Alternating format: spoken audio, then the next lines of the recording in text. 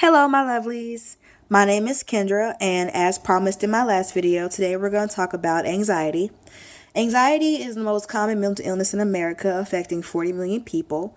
That's 18% of the population, in adults ages 18 or older, and 25.1% of children ages 13 through 18. And anxiety is an umbrella term, which means it has a host of other illnesses under it outside of just anxiety or illnesses that can be classified as anxiety disorder. Some of those listed are GAD, generalized anxiety disorder, in the house, panic disorder, socialized anxiety disorder, specific phobias, really any phobia like acrophobia, which is me, fear of heights. It could be major depressive disorder, persistent depressive disorder, or selective mutism, or separation anxiety. Also, it comes with related illnesses, which means that anxiety is a co occurrence, which means that anxiety could have caused the other illnesses you have. Well, anxiety, when you have one, you usually have another, and either of the illnesses could have caused the other illness. And some of those are depression, which is also me, ADHD, constant chest pain, which is me, headaches, sleeping disorders. It could be hoarding disorders. In extreme cases, OCD or headaches. I say headaches. Eating disorders is what I didn't say. Yeah. And some ways to know that you have anxiety versus everyday worrying. Like, people worry every day about paying bills, getting a job or a breakup or other important events, but having constant unsubstantiated worry, like that can cause significant distress and interferes with your life, is when you know you have anxiety.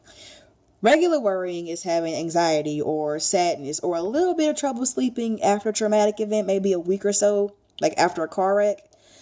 But having anxiety disorder is when you have like nightmares or flashbacks or emotional numbing. Quick side note, emotional numbing could also be a sign of a dissociative disorder, which means that you are officially withdrawn from life. You don't feel anything, you're not recording anything, you're not even there, you're watching yourself from a movie. But back to what I was saying, like when I had my car wreck, I couldn't drive for a little bit because I got so jumpy every time a car passed. Like, my heart would race and I would just have to like sit back and close my eyes, like brace for impact almost. I had nightmares for a little bit about it. I would like wake up like, oh my god, am I okay? Like, am I scratched? Am I bleeding? Like, is everything okay? Because it was felt so real. That's anxiety. But everyday worrying is having a realistic fear of a dangerous object, like running with scissors or a place or like a haunted mansion or situation.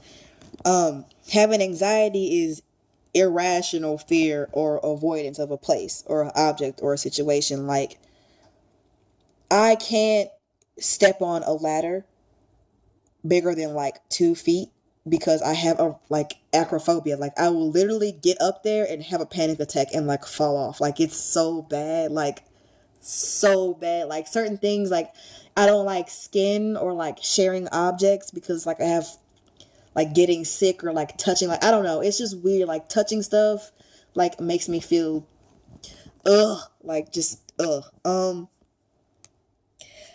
regular worrying is embarrassment or self-consciousness in a regular situation or like an awkward situation. Having anxiety is avoiding said situation for fear of being judged or embarrassed or humiliated at any point, like at any point for no apparent reason. Um, the good news is, though, anxiety is one of the most highly treatable of the mental illnesses, be it medication or not medication.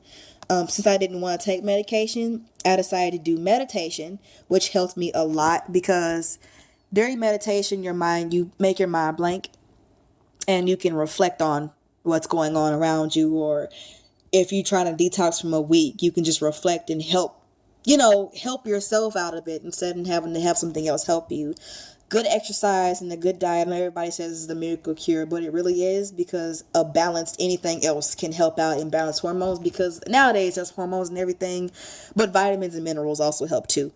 Well, I think our next topic of discussion is mood disorders, if I'm correct. That's all for today. And my name is Kendra, and that was the happy place for today's project. So we'll see you next time.